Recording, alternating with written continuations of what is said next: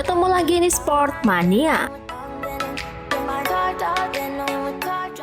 Sebelum menonton, jangan lupa untuk selalu tekan tombol subscribe dan loncengnya dulu untuk mendapatkan info terupdate dari Sport Mania.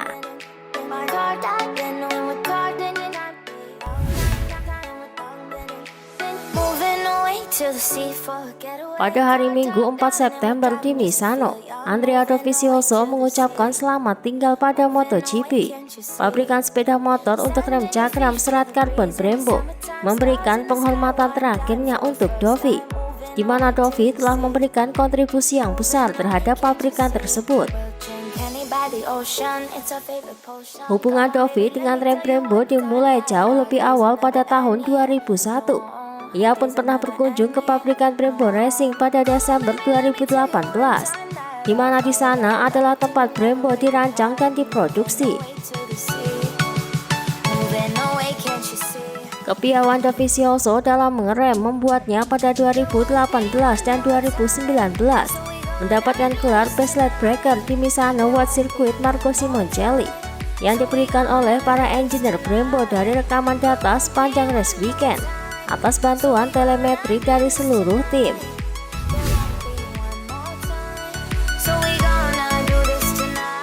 Menjelang balapan di Australia mendatang, Marc Marquez pun tak lupa mempersiapkan segalanya mulai dari fisik hingga ia mewaspadai perubahan cuaca di Phillip Island, terutama musim ini yang dinilainya ekstrim. Anda harus sangat berhati-hati dengan cuaca di sana. Terutama tahun ini tampaknya bisa menjadi sangat dingin dan banyak angin. Ini sesuai yang harus kami perhatikan. Sekali lagi kami harus melihat apa yang mungkin terjadi akhir pekan ini.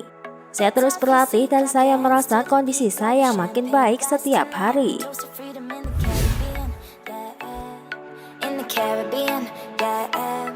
Dikutip dari Paddock GP saat berbicara mengenai pelatihnya Valentino Rossi, Marco Bezzecchi pun mengungkapkan bahwa ia ingin sekali bisa berada di tim pabrikan Ducati musim depan.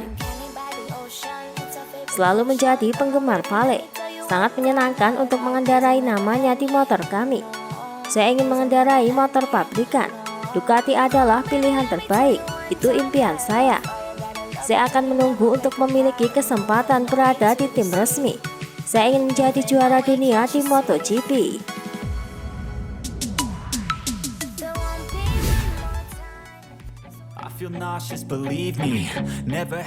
Kepada Moto3 Pecco Bagnaia tampak kesal jika pada MotoGP Thailand lalu ia disebut menang karena tim order, di mana Zarco yang tidak menyalipnya untuk memperebutkan posisi ketiga. Saya tahu potensi saya, dan saya tahu bahwa saya bisa menang tanpa bantuan dalam balapan. Tidak diragukan lagi, pada balapan terakhir dengan tujuan untuk menjadi juara, beberapa bantuan mungkin berguna.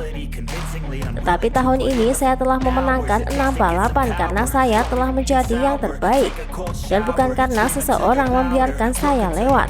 Saya kira tim order bukan hal yang buruk, tapi ini belum waktunya.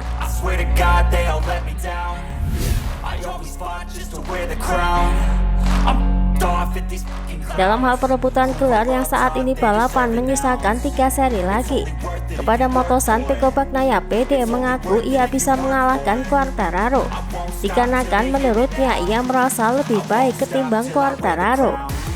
Fabio saat ini masih menjadi orang yang harus dikalahkan. Dia adalah salah satu pembalap terkuat di grid, dan dia adalah juara dunia. Tapi sekarang saya berada dalam situasi yang lebih baik daripada dia. Saya merasa baik di atas motor. Saya tahu saya bisa melaju dan menyerang sepanjang waktu. Dia lebih menderita dengan sepeda motor. Saya pikir sekarang Ducati saya adalah motor yang lebih lengkap.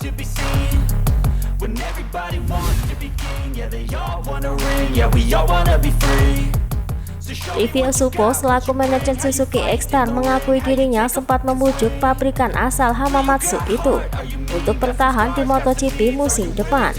Namun usahanya agar Suzuki bisa tetap mengaspal di MotoGP 2023 gagal.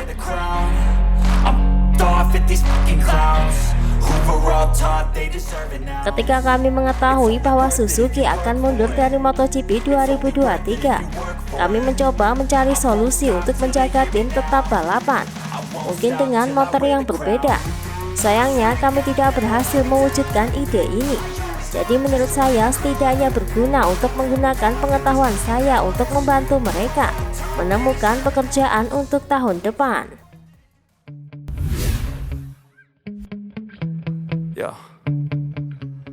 Tim Pramac Racing kedatangan direktur teknis baru yakni Kino Bersoi. Melihat kehadiran Bersoi, Jorge Martin pun memiliki harapan besar. Menurutnya sebelum tampil di MotoGP 2023, Pramac Racing harus menjalani tes musim dingin. Dia bisa memberi kami banyak hal. Musim dingin ini persiapannya menjadi hal besar. Sekarang Kino akan menjadi direktur olahraga. Jadi kami punya direktur yang bisa melakukan tugasnya. Kami merindukan orang seperti itu. Jadi itu akan bagus.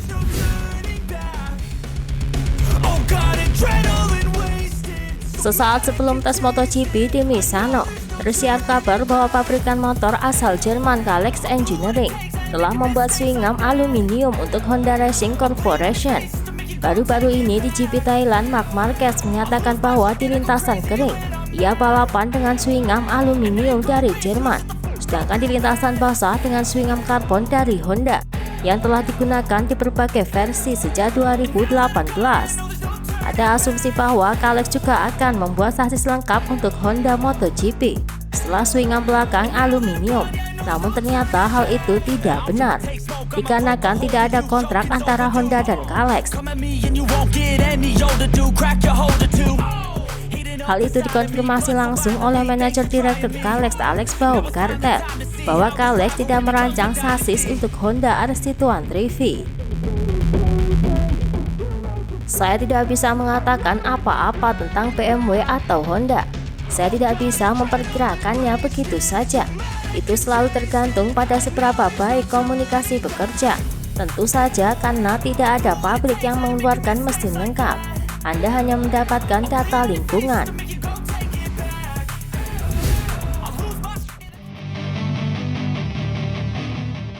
Petronas membuat gebrakan dengan kembali ke pedok MotoGP. Namun di kelas Moto2 untuk putaran Malaysia di sirkuit Sepang dalam 2 pekan lagi akan muncul kembali warna khas Petronas di MotoGP yang pernah menghiasi tim satelit Yamaha musim lalu, di mana saat itu ditunggangi oleh Valentino Rossi dan Franco Morbidelli, namun bukan dalam kelas Premier, melainkan partisipasi dari 3 pembalap lokal sebagai wildcard di kategori Moto2.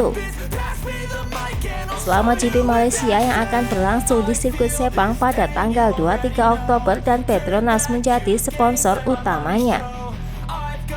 Perusahaan minyak asal Malaysia itu mengumumkan di jejaring sosialnya mengenai kembalinya mereka di kejuaraan dunia balap.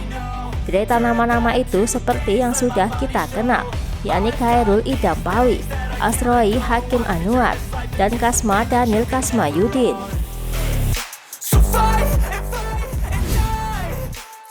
Itulah tadi informasi dunia MotoGP yang kami sajikan.